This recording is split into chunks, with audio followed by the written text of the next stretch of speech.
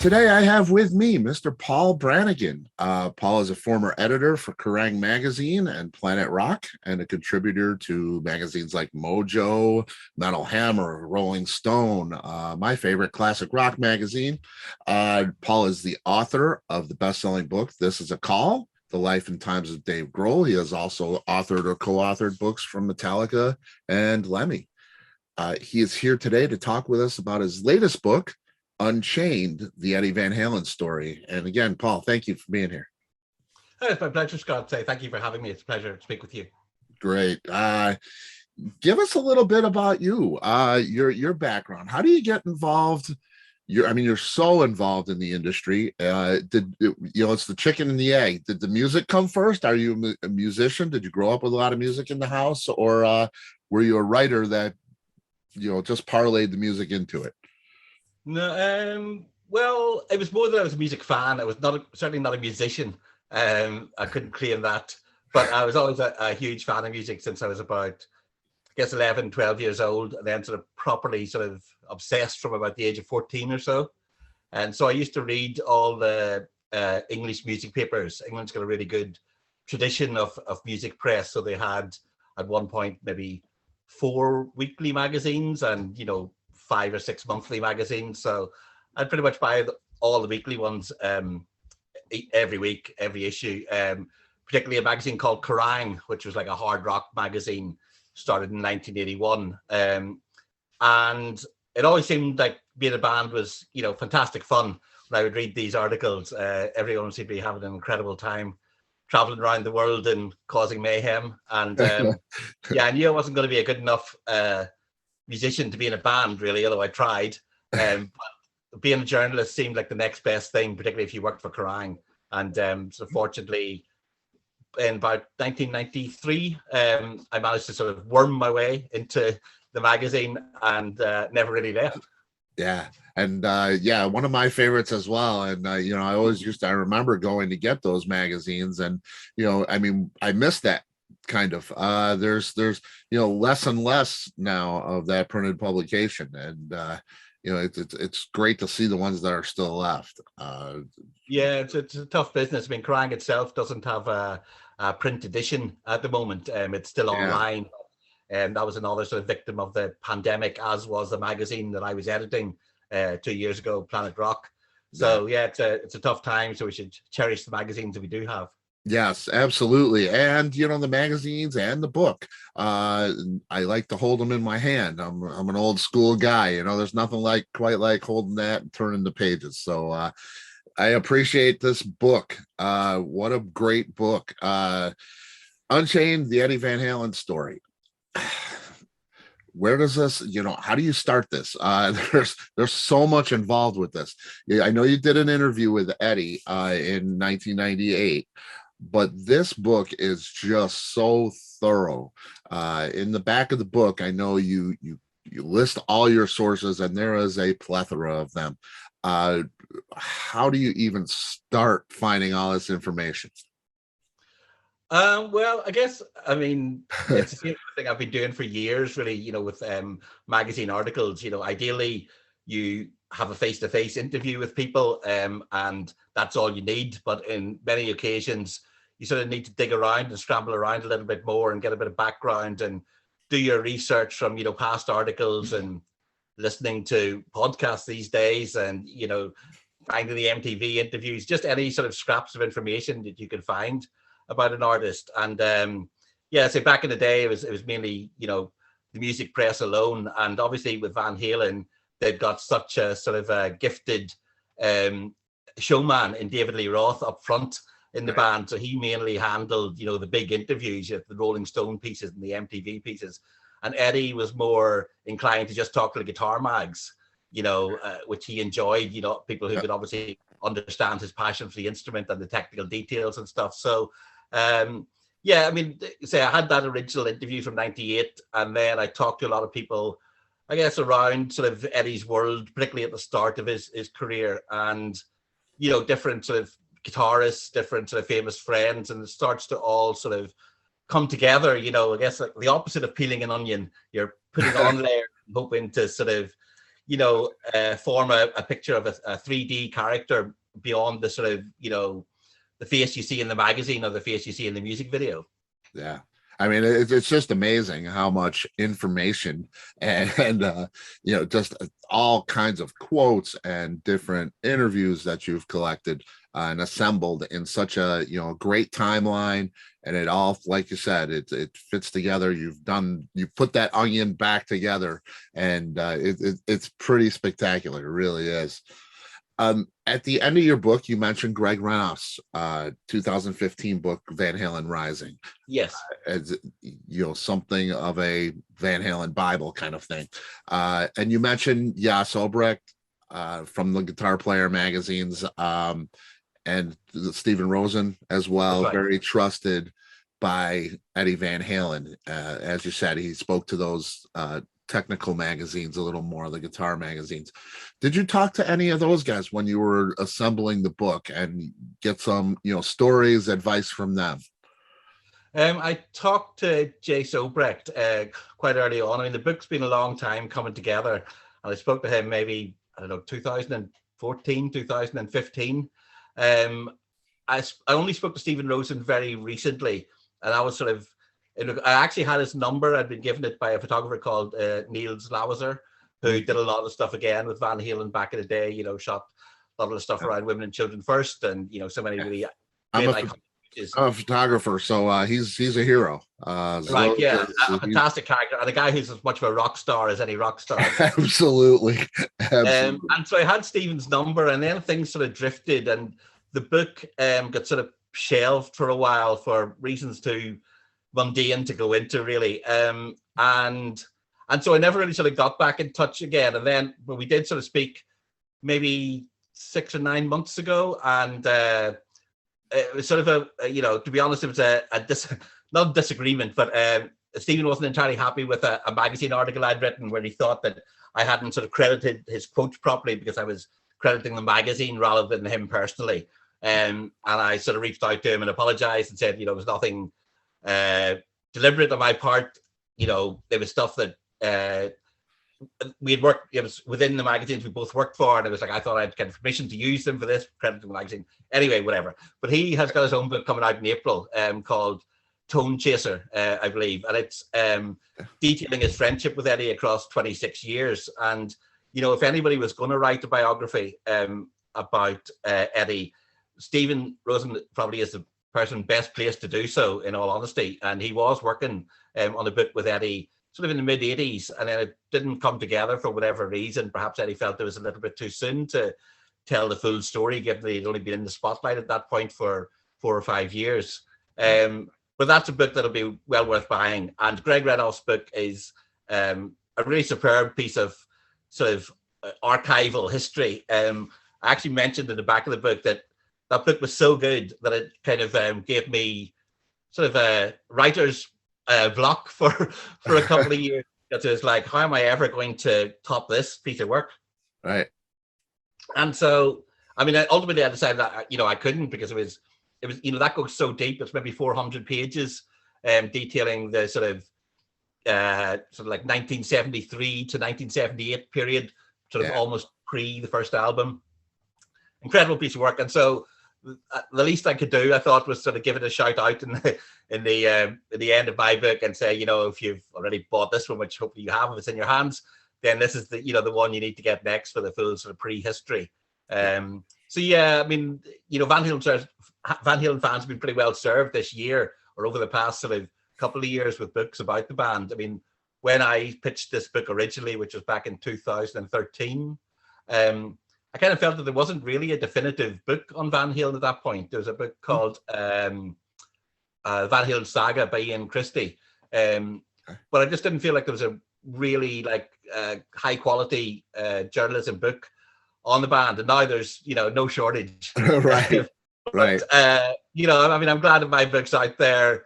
I say I'm not in competition with anyone else, really. If people want to see other books, read other books, and get other aspects of the story, fantastic. It's all about celebrating the music and celebrating the man. So I don't see it as the rat race that I want to be on top of. Yeah, and I love to hear that. I love to hear you talk about Greg Renoff's book, like you do in the back of yours. It's a beautiful thing that you can have that cooperation and that respect. It's tremendous. It really is. Um, in October 2018, you have a book. I noticed, Eruption, the Yes. Eddie Van Halen story. Is this an updated book version of that, or No, it's a UK America thing?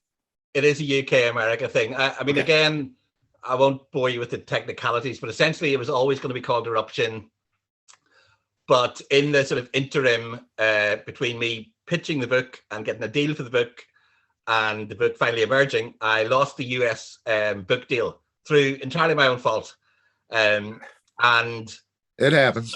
so, so then the book was off the sort of table again. And then in that interim period, the publishers who I had signed with picked up the Eruption Conversations with Eddie Van Halen book that Chris Gill and Brad Talinsky did from Guitar World, and they called their book Eruption. So yeah, it's a long sort of, there's a lot of red tape involved, but essentially I said I would change the name of the book for America because it seemed stupid to have two books out with the same title over here. So yeah, it's exactly the same book. The British one came out like 3 months earlier, maybe 2 months earlier. But there's no sort of difference in the text. It's the same story, just different packaging. Okay, even like in this version, you have the after death chapter at the end, with Wolfie's letter to everybody. That's in that first version as well. Yes, because I say the book didn't sort of exist in any concrete form until like last spring, I guess. So what happened was it got shelved, and then I say I'd gone on to do other things. I was editing that magazine we mentioned, Planet Rock, and the pandemic closed that down, and I was sort of left with really no real avenues for writing again. So obviously I'd started the book and I'd done all the research, and basically I decided to sort of resurrect it. Thought, well, if ever there's a time to do this, I still had the UK deal. And so I talked to my agent and I was like, look, I need to get this finished. If we can get a US deal again, awesome. But at least I'll have honored the commitment to the UK. They've been kind enough not to cancel the deal. And yeah, at least it'll give me something to do because, there was a lockdown everywhere. I couldn't leave the house. So yeah. I had no, sort of other outlets for creativity or whatever. Right. So yeah, it got done. And yeah, so everything in there, I mean, probably when I actually, because obviously you hand the book in at a certain point and then it comes back to you and you tweak it and then you do corrections. And so there's sort of a period of about, let's say 2 or 3 months between you handing in the manuscript as a finished manuscript and what actually comes out on the page, because they give you time to tweak and tweak and tweak. So that gave me a little more time to sort of include the stuff in the very final chapter, some of which wasn't there when I handed it in 3 months earlier. Right. And it's lovely. I mean, it really is. It's the full story, beginning to end. And it's really, people will love this. I found out a lot of things that I didn't know. I want to ask you that. Did you, when you were researching all of this material and looking through all those sources, were there things that you weren't aware of that maybe shocked you a little bit? Not necessarily things that shocked me, but I just like sort of I like say putting all the pieces together. You sort of have an idea of an artist or a musician, of what they're like from what you've read and what you've seen and what you've heard over the years. But then when you start to get other people's perspectives and their stories of their interactions, the whole sort of puzzle becomes a little bit clearer. So there was no sort of one shocking revelation that was like, oh my God, I had no idea. It's more just sort of little details that help, little brushstrokes that help paint the full picture. So something like the story of Eddie asking to join Kiss, which Gene Simmons has been telling for 3 decades now. And I had a chance to speak to both Gene and Paul Stanley about this, and Gene was adamant, that his version of history is the correct one, that this happened, that Eddie begged him to join, and he said, no, Eddie, no, there's not going to be big enough, there's not going to be enough space for your creativity within this band, etc., etc. And then I asked Paul Stanley this, and I said, so, Gene says he came back from lunch, Eddie had just asked to join the band. You being in the studio that day, do you remember Gene coming in saying, "Oh my God, you'll never guess what, they got me to join the band"? And Paul Stanley said, "No, that didn't happen." But surely that would happen. I mean, it's not something you're going to keep to yourself, right? Said, yeah, well, that didn't happen. I'll tell you that. And he said, I'm not going to say Gene's a liar, but as far as I'm concerned, that didn't happen, and you can, draw your own conclusions there. Right. That's great. I've heard of other stories like that about Gene and things. He loves his story, doesn't he? Yeah, he does. A fantastic storyteller and a fantastic self-publicist as well. But there's sort of a classic Japanese film called Rashomon, which tells a story from 4 different perspectives.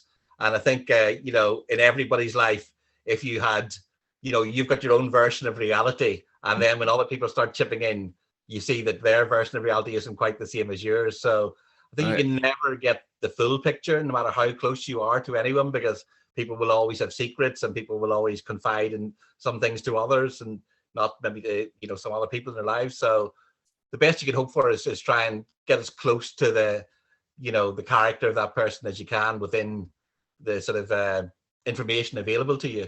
Yeah, and I think you did that with this. I did feel like I knew Eddie a little better after reading it.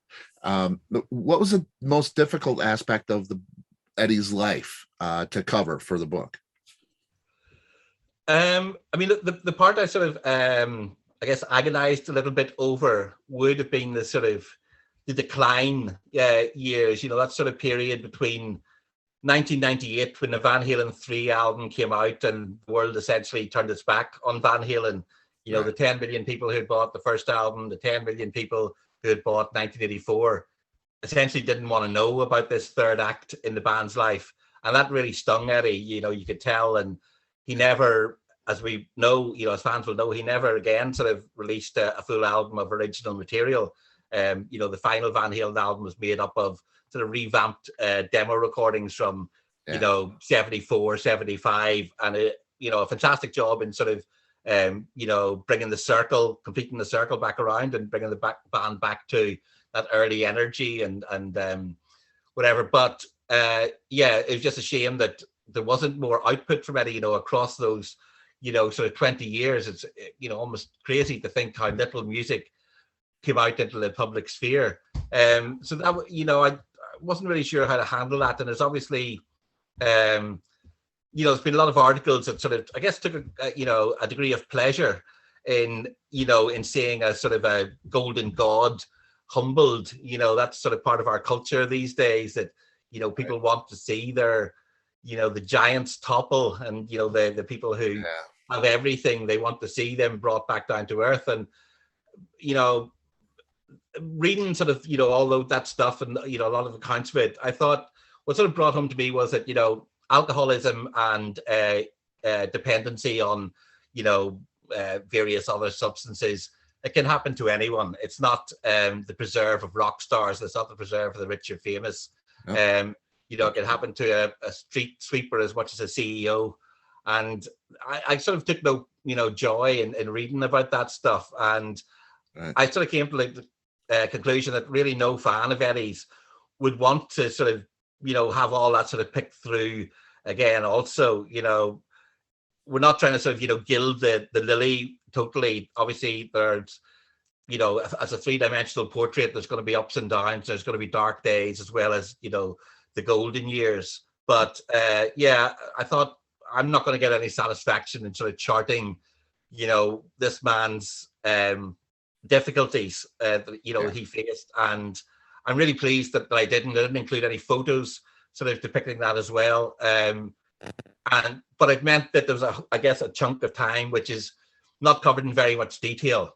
But I say that was an editorial decision because I wasn't comfortable really, sort of charting the decline of this, a human being, and and a father and a husband and a friend to people, not just the sort of the rock star. Right. Yeah, and those were dark days. And you get that feeling without going into detail. I got that feeling from the book for sure. When we started, it starts to talk about that era of the band. You get the idea that this was not a good time. And that was plenty for me as a reader, for sure. Have you heard from anyone from the Van Halen team? About the book? Anyone mentioned in the book? Give you a call and say, "Hey, Paul, what do why'd you tell that story, or anything like No, that?" no, my experience of writing books in the past had already sort of taught me that probably wouldn't happen. I've never had anybody sort of come back, one way or the other. Like when I wrote the book on Dave Grohl, I sort of had the finished kind of PDF on my phone at one point when I went to see him play a sort of a stadium show in England. And I saw him backstage and I said, look, I've got this here. I can email it to you right now. And you can go away and put some red lines through it. If there's anything in there that you're not, comfortable with, I can give you that sort of right of revision. And he said, look, to be honest, this is your version of my story. I know my story.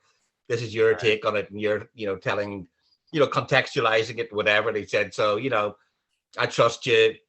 You're doing this in good faith. So, go ahead. You've got my blessing, kind of thing. With the Metallica book, there was probably a couple of things that they necessarily wouldn't have wanted in there, but I think they were smart enough to know that drawing attention to that was only going to, get more people to sort of read the book and maybe more people to Sure. blow up these particular incidents. So, I mean, truthfully, the one thing where it was referenced was when the book got announced on a website called Blabbermouth, I think. Some fans were sort of retweeting it or whatever on social media. And, one of them must have copied in Wolfgang on his sort of retweet. And the sort of headline for the story was, like unauthorized Van Halen biography to come in 2021 or whatever. And Wolfgang sort of commented back and said, yeah, the key word here is unauthorized.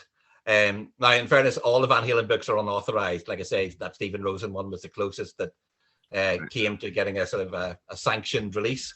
But someone, sort of came back at Wolfgang, as they tend to do on social media, and were saying, well, sometimes the unauthorized stuff tells you something that, the band or the artist wouldn't have wanted out there, and therefore it could be a more truthful account. And, Wolfgang sort of said, it's just, I can't remember the exact response, but the sort of bottom line was, well, look, this book's a cash in and it's got nothing to do with us. And I understand that. I understand, obviously, if someone was writing a book about my father, or if I chose to write a book about your father, you might not be entirely pleased with that either. And, the guy's still grieving. And I mean, I guess he didn't know, what motivations I might have in writing a book. Certainly wouldn't have known that, I'd signed that book deal in 2013, long before, his father fell ill. And in terms of a cash in, the book's actually sort of cost me more money than I've earned, because, I ended up having to pay back an advance for the US or whatever. But that's just maybe, I have a lot of respect for Wolfgang, and, I don't imagine that he'll ever, want to speak with me in any capacity. And I don't imagine that he'll ever pick up that book either. And again, say, I respect that, but hopefully other people who read the book will see that it was written in good faith. It was written in good conscience. It was written as a celebration of his father's music and the family ties and the hard work and the sort of, fairy tale immigrant story, really, that was the Van Halen story.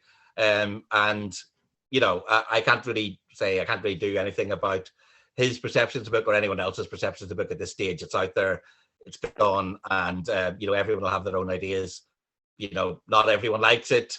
Some people do, but, it's like a record now. It's out there. It can't be changed. And, I just have to deal with whatever criticisms or compliments come my way in due course.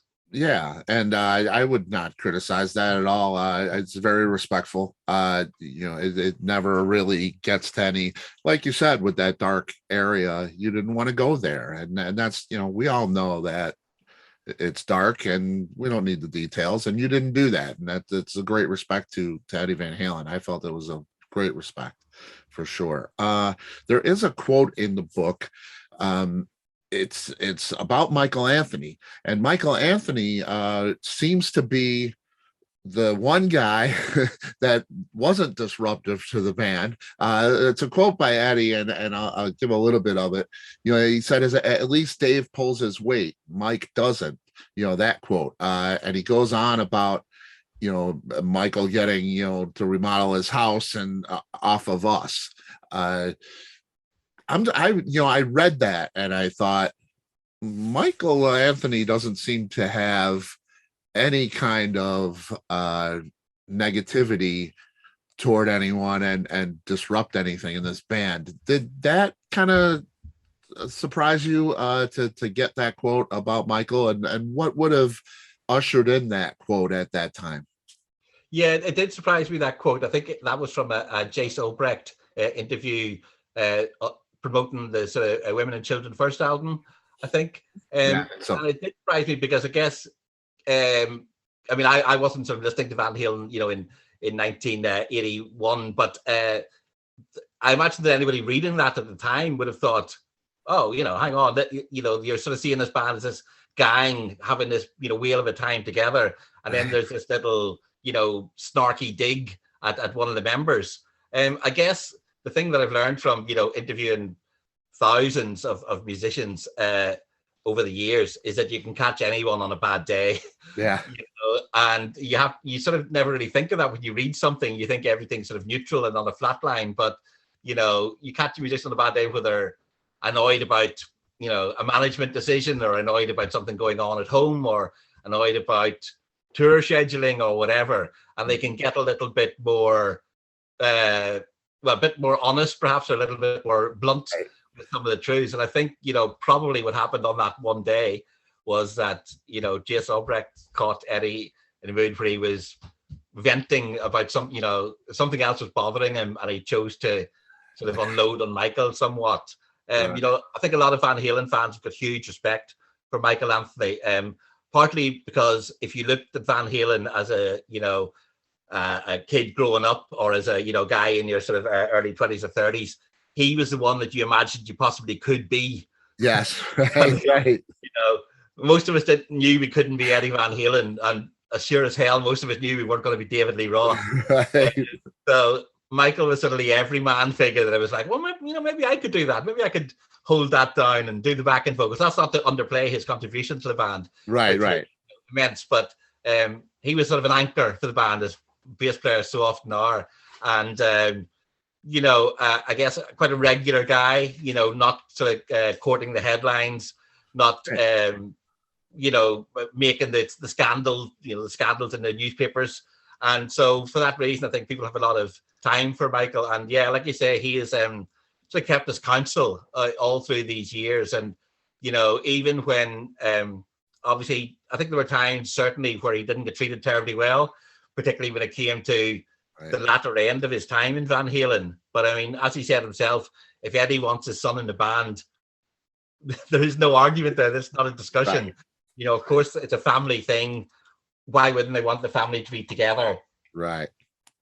But it's a shame that somebody had to be the fall guy. And it's a credit to Michael Anthony's character that, he didn't bitch and moan.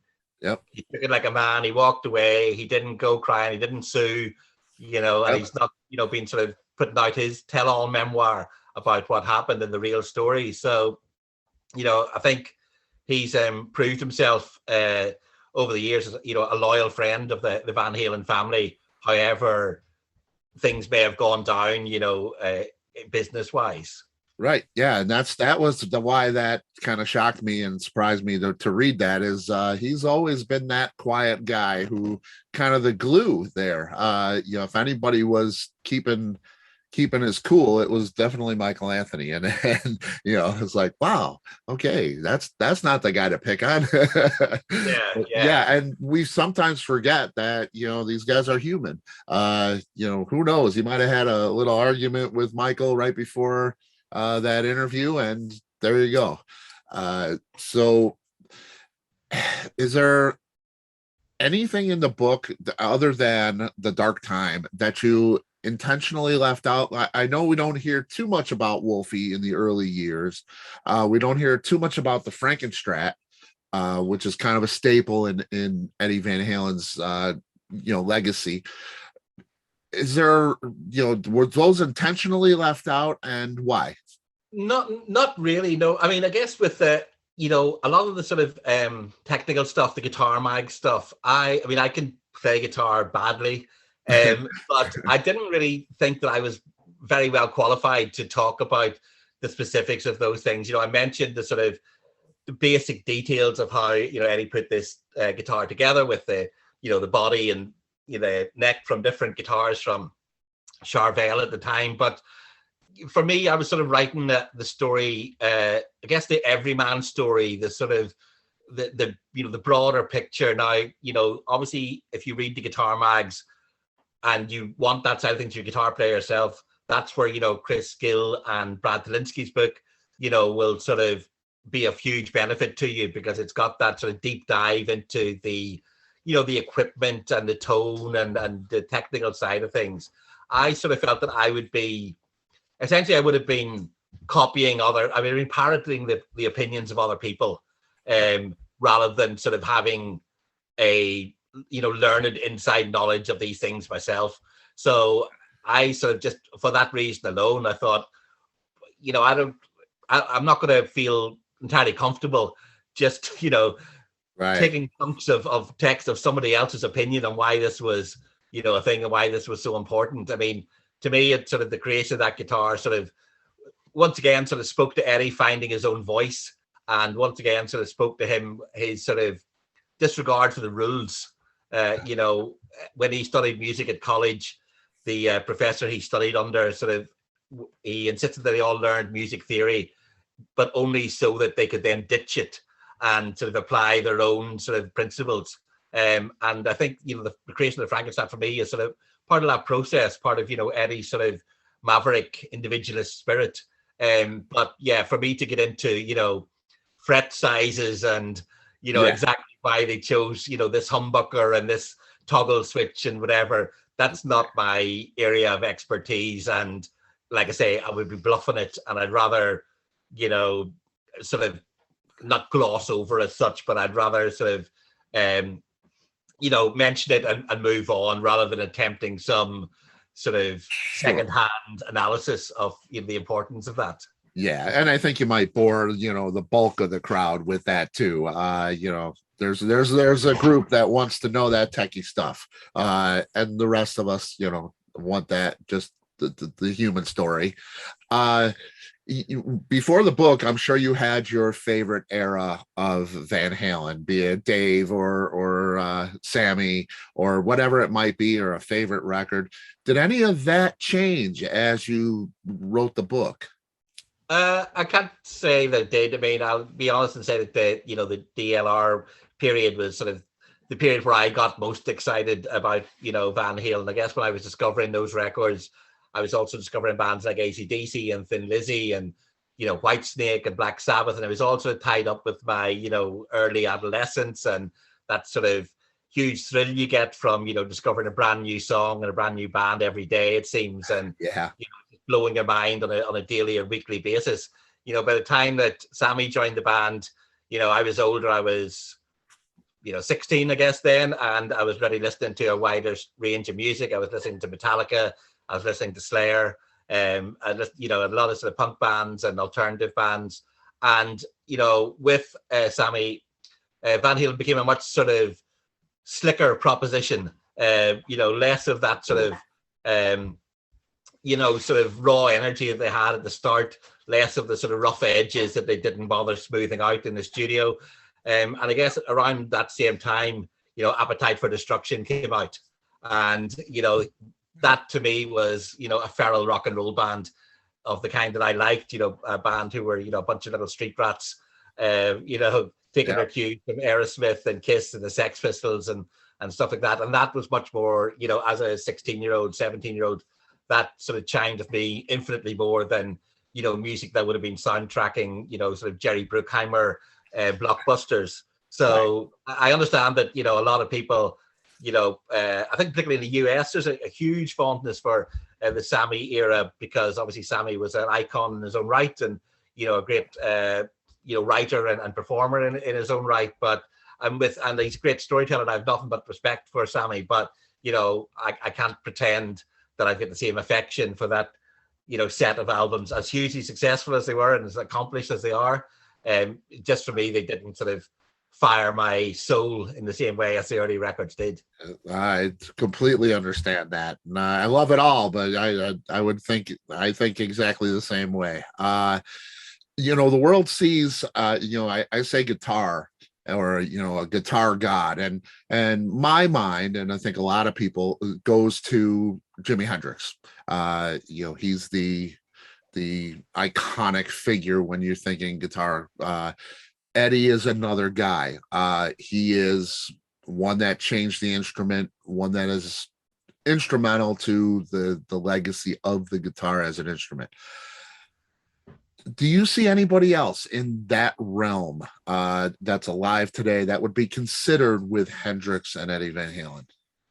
I mean, honestly, no. But then again, there could be some, unknown prodigy that's not on my radar right now that's, sort of wowing guitar players and technicians in that level. I mean, I guess the thing with Eddie and Jimi Hendrix, they also, not only did they have the technique and the revolutionary sort of approach to guitar playing, but they had songs, and they had a stage presence and whatever. And, I don't think there's been anybody since. I mean, obviously there's, so many incredible guitar players, whether that's somebody like, Steve Vai or Joe Satriani, or, some of the sort of really technical musicians that are out there right now. And, nobody's sort of denying the sort of leaps, in sort of technique and virtuosity that, other people are making. But I don't think anybody has sort of, knocked the world on its ass quite like Hendrix did and quite like Eddie did. And, most people are still working on variations of those themes. I say I'm not a guitar player, and I'm not someone who, gets overly excited by the sort of technical side of guitar playing these days. And I guess when I heard Van Halen, that wasn't what struck me. I mean, when I, heard Van Halen, when I watched Eddie Van Halen on videos or, in concert footage, what I loved about it was a sort of completely sort of joyous sense of liberation that seemed to sort of flow from him as he played. He didn't seem to be, staring at his fretboard. He didn't seem to be worrying where his finger went next. He was all about that sort of free expression, and that sort of was exhilarating. Was that I mentioned something at the start of the book that, maybe instead of, comparing him to Clapton or Jeff Beck or these sort of, iconic sort of British blues and British invasion guitar players, I was trying to sort of reference him in regard to Californian skateboarders. Right.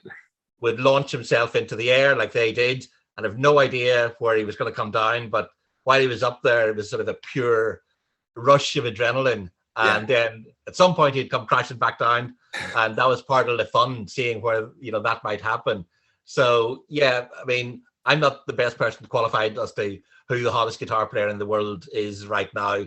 But I don't think anybody has had that same crossover from, from the clubs to the mainstream and just sort of wowed, generation after generation of players in the same way that Eddie had. Yeah. It's his legacy is tremendous. I think about Jeff Beck and I think about Clapton and Yngwie Malmsteen and Joe Satriani, and there's so many great players, but there's just a certain, we highly revere them, but I just don't feel that it's changed the entire scope of music like he did. Just really incredible. Paul, you're busy and I appreciate your time. I got one more for you. Sure. What can we expect next? You're a constant writer, I know, and I appreciate that. I love reading your stuff. what's next for you? Is it a book, more magazine writing, journaling? What do you have anything on the horizon that we need to know about? Well, I mean, I sort of work for a number, well, like one sort of umbrella website which hosts classic rock magazine, Metal Hammer magazine, Prog magazine, Yeah. and I do a lot of stuff for that. I've actually just sort of taken on some new responsibilities there, like last week, and so that's sort of my day-to-day thing. I mean, I would like to perhaps work on more books, but I guess I'm waiting to see what story I might feel I can do justice next. I mean, there's a lot of untold stories, and there's a lot of grand scale stories. So like I actually, in addition to sort of putting out the Eddie Van Halen book last year, I updated my Dave Grohl book. This is a call for a sort of 10th anniversary edition. So last year was pretty busy and quite sort of high pressurized, trying to get those, sort of handed in the manuscripts according to the deadline. So I'm quite happy to take a bit of time off and take a bit of a breather at the moment and enjoy other people's books and see what other people are up to. So yeah, no immediate plans for another book, but hopefully someday there'll be more to come. Yeah, well, you're writing for the greatest magazines on the earth, I think. In my opinion, I love Prague, I love classic rock, all those magazines. It's a great umbrella to be under. I read this book, and I can't even imagine. And I've written some things myself. I cannot imagine how much time and effort it takes to assemble something like this and get the technicalities of it, the business aspect of it, all going in the same direction and producing it like you do. So it is a huge, huge undertaking, and you've done a tremendous job, sir. Well, that's very kind of you, Scott. I mean, yes, I mean, I guess what I want from people is I hope they would get to know Eddie a little bit better, as I did, and as you say you did through the book. And above all, I'd sort of want people to go back to the music and rediscover the joy of those albums. I mean, when people ask me about being a music writer, they sort of say, well, what was your motivation? Do you love writing and things like that? And I always said, no, it was never that. I find writing a struggle and still do. But what I liked was the idea that you could be like that kid in the playground who handed his friend, a dubbed cassette and say, "Oh my God, you should hear this band. You should hear this single." I mean, that's my motivation from start to end. And even though I say I'm trying to, capture something about these people's life stories and sort of put it into context or whatever, ultimately, I'll be happy if what people do is when they're reading the book is set it down, throw it aside for 3 months and go and listen to Van Halen 1 or go and listen to Fair Warning or go and listen to OU812. That's okay with me. I the music comes first and the story is just, the frosting on the cake. That is so great to hear, and I respect that so much. That's why it's great to read your text. Your heart is in it, and you love the music, and we appreciate you, Paul. Thank you, Scott. I appreciate that. I can't thank you enough for your time. It's been an honor. Thank you so much. Thank you very much, Scott, and good luck with your day and everything else that's going on with the podcast. Absolutely, and you have a wonderful evening. And whenever you got another book, whenever you got anything that you want to talk about, please don't hesitate. Thank you kindly. All right, take care, Paul. Okay, take care, Scott. All the best. Bye-bye. You too. Bye-bye.